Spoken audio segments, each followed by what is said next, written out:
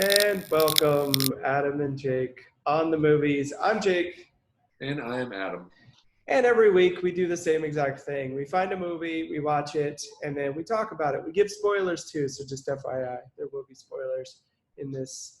I know you don't like to give spoilers, but I don't have any problem giving spoilers because we didn't do a good job of letting people know what we're going to watch this week.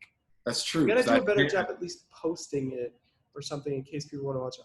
And we need to do a live viewing of a movie sometime. I agree. We'll have to figure out that schedule just because my life situation is so across the board Chaotic. chaotic. All right, so anyway, we answer a few questions about a film, and we kind of talk and give our ideas on it. And this week's film is Flirting with Disaster. From 1996, it was directed by David O. Russell, written by David O. Russell, starring Ben Stiller, Patricia Arquette, and Téa Leoni. Do you have the breakdown for us?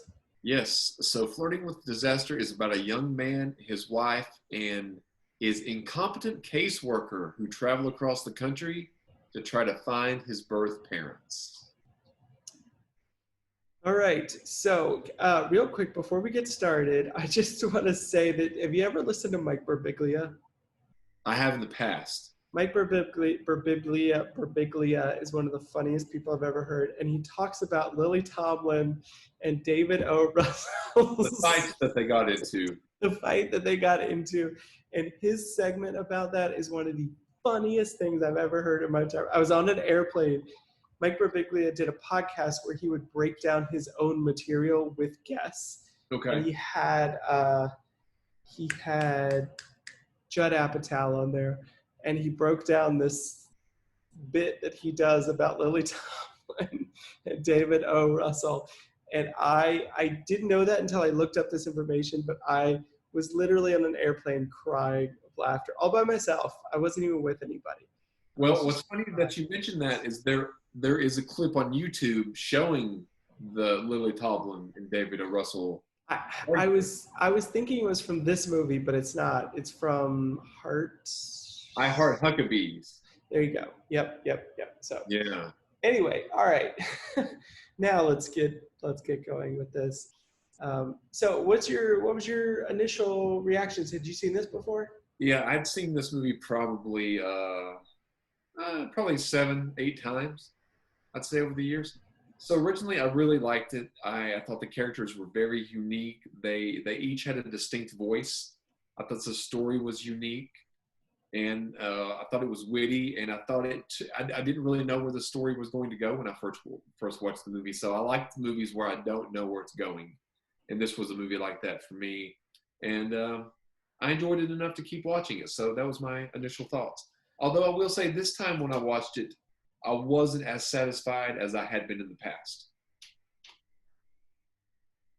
Do you want to expand on that a little bit? I will a little bit later on.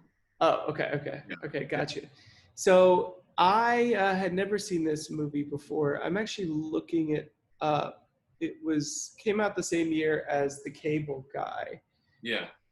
Reality Bites was before this. I'm trying to look at some other films that Ben Stiller done, but okay. This was a small movie back in '96, a very small movie. David O. Russell's first big feature. So the reason why I was looking all that up is because I called this the typical crap happens to Ben Stiller movie. Okay. It's where Ben Stiller plays this lovable, nice guy that a bunch of just crap happens to. So, and once it got going, I was like, oh boy, we're at another Something About Mary, or there was even a movie called Envy. Envy with Jack Black. Jack Black, a very small movie that nobody ever saw, where just junk, like he's just always put, the number one rule is, take somebody and put them in the worst situation possible. Yeah. So they take a nice guy and throw junk at him all the time. And that's what this film was. So my initial reaction was, okay, this was good. But it just kind of fit the formula of throw crap at Ben Stiller, And I and I'd think, never seen it before. I think this is the first throw crap at Ben Stiller movie.